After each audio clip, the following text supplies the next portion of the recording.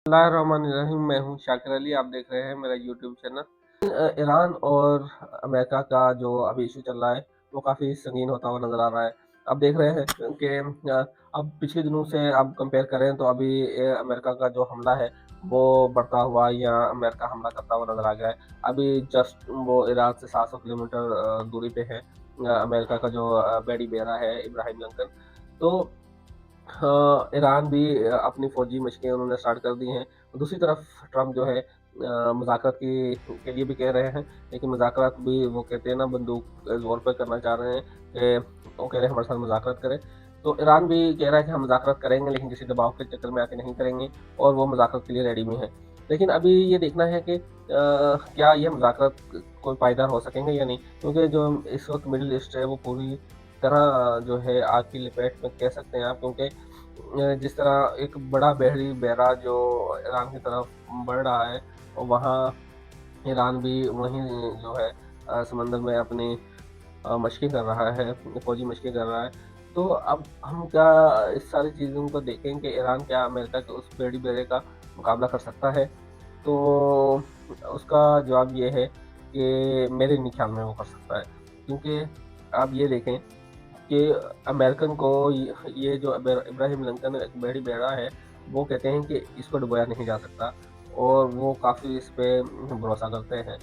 तो अब क्योंकि जो बेड़ी बेड़े पे बाकायदा जैसे मैंने अपनी पिछली वीडियो में बताया था कि जो हम लड़ाका तैयारे हैं फाइटर जेट वो भी तैनात हैं और F-16 जैसे जदीद तैयारे और फिर और भी ज़्यादा मिसाइल वगैरह हर चीज़ उस बेड़ी बेड़े पे तैनात है। तो लेट्स सी आगे जाके क्या होता है, लेकिन मुझे ये जो किस्सा है वो आगे नज़र होता हुआ नज़र आ रहा है। लेकिन सबसे खुशाइन बात ये है कि सऊदी अरब और यूएई ने बाकायदा तौर पर अपनी सरज़मीन अमेरिका को ईरान के खिलाफ इस्तेमाल ना करने का उन्होंने कह दिया है कि हम ये बात सऊदी वली अहद मोहम्मद बिन सलमान ने ईरान के जो सदर हैं उनसे बात करते हुए कही कि हम अपनी सरज़मीन कभी भी ईरान के खिलाफ इस्तेमाल नहीं होने देंगे। मेरे ख्याल में ये बहुत एक अच्छी खबर है और फिर इसी तरह यूएई ने भी अपना अपनी सरज़मीन अ, ईरान के खिलाफ ना होने का यकीन दिलाया है। सदर ट्रम्प तो काफ़ी अग्रेसिव हैं, आपको पता है कि वो जिस चीज़ के पीछे पड़े हैं, तो वो जब तक उसका कोई नतीजा ना निकाल लें, वो सब्र से नहीं बैठते। तो अल्लाह करे कि जो मिडल ईस्ट में जो है काले बादल, मैं तो काले बादल कहूँगा, मिडल ईस्ट पे जो काले बादल छाए हुए हैं, ये जल्दी से छँट जाएँ, वरना एक नई जंग, नए लोग मरेंगे और फिर दोनों तरफ तबाही होगी। आप ये देखें कि हमारे जो खलीजी रियासतें हैं, उसमें आप यूएई देख लें, सऊदी अरब देख लें, कतर देख लें, उर्दन देख लें, मतलब हर जगह अमेरिका के मिलिट्री बेसेस हैं और वहाँ पे 30 से 40 हज़ार जो सोल्जर्स हैं, वो हमेशा तैनात रहते हैं।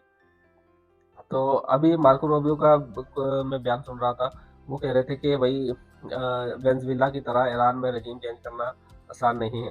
क्योंकि एक तो ये है ना कि वेनेज़ुएला में तो पहले से मतबादल जो क़यादत थी वो तैयार थी कि हाँ भई उनके सदर को पकड़ा और पीछे से उनकी जो नायब सदर थी, ज़ाहिर है उनके साथ लिंक हो गए उनके, तो वो रेज़ीम चेंज ईज़िली हो गई और अमेरिका बैठ गया। लेकिन अब ईरान का मसला ये है कि ईरान में सेकंड क़यादत कौन करेगा? ठीक है, आपने रेज़ीम चेंज कर दी, तो अब ईरान की क़यादत कौन सँभालेगा? या शाह रज़ा पहलवी? तो क्या शाह रज़ा पहलवी क़यादत करेंगे? देखें, महँगाई है ईरान में और उनकी मईशत जो है इस वक़्त डामाडोल है, लेकिन फिर भी वहाँ की अवाम जो है आयतुल्लाह ख़ामनेई जो ईरान के सुप्रीम लीडर हैं, उनके साथ खड़ी हुई है। लेकिन रज़ा पहलवी के साथ ये बिल्कुल उल्ट मामला है। तो रेज़ीम चेंज तो हो जाएगी, लेकिन उसकी नेक्स्ट क़यादत कौन करेगा ईरान की? अगर ईरान एक बहुत बड़ा मुल्क है और वो एक कदीम कौम है, ईरान की क़यादत किसी ऐसे बंदे के हाथ में तो नहीं होनी होगी कि वो या ईरानी अवाम कबूल तो नहीं कर लेगी, क्योंकि ईरानी अवाम एक अरसे से जो है मुसलसल मज़ामत कर रही है इसराइल की, अमेरिका की, या फिर आप इवन देखें कि ईरान सपोर्ट कर रहा था हौसियों को, इवन फिर हिज़्बुल्लाह को और फिर हमास को। अब इन तीनों वो तीनों मुख्तलिफ महाज़ पे लड़ रही थी। हिज़्बुल्लाह जो है वो लबनान में, इवन खैर वो इराक में भी है, लबनान में, और हमास फ़लस्तीन में, और जो हौसी हैं वो यमन में। तो वो पूरा अपना वो एक बना के बैठे हुए थे। और फिर जैसे शाम में आपको पता है हुकूमत चेंज हुई, वहाँ की गवर्नमेंट चेंज हुई। जो वहाँ के सदर थे बशर अल असद, वो उनका तख्ता उलट हुआ। तो वहाँ पे पहले तो ईरान के जो हामी थे उनकी हुकूमत थी शाम में। तो इवन आप ये कह लेंगे पहले पूरा खित्ता जो है ईरान अपने पास रख के बैठा हुआ था। लेकिन ना तो अब बशर अल असद की गवर्नमेंट है वहाँ पे शाम में, ना हमास उतनी ताकतवर रही है, ना हिज़्बुल्लाह इतनी ताकतवर रहा है अब। इवन अब हौसी भी वैसे नहीं रहे जैसे पहले उनको हमायत, क्योंकि इसकी वजह है इसराइल का फ़लस्तीन को तबाह करना। और फिर साथ में यमन कमज़ोर हो गया, यमन में हौसी कमज़ोर हो गए, और फिर वहाँ पे लबनान पे हिज़्बुल्लाह पे इसराइल के हमले। तो ओवरऑल आप देखें कि ईरान जो है घेराव में आया हुआ है। अल्लाह ईरान की मदद करे, क्योंकि वो हमारा एक मुस्लिम इस्लामी ब्रदर मुल्क है। तो हमारी दुआएँ उनके साथ है। लेट्स सी आगे जाके क्या होता है। हमारी नज़र पाकिस्तानी पॉलिटिक्स हो या फिर मिडल ईस्ट हो या फिर पूरी दुनिया पे रहती है। और जैसी कोई दुनिया में नई अपडेट होगी तो हम आपको अपडेट करते रहेंगे इंशाल्लाह। आज के लिए इतना ही। अल्लाह हाफ़िज़।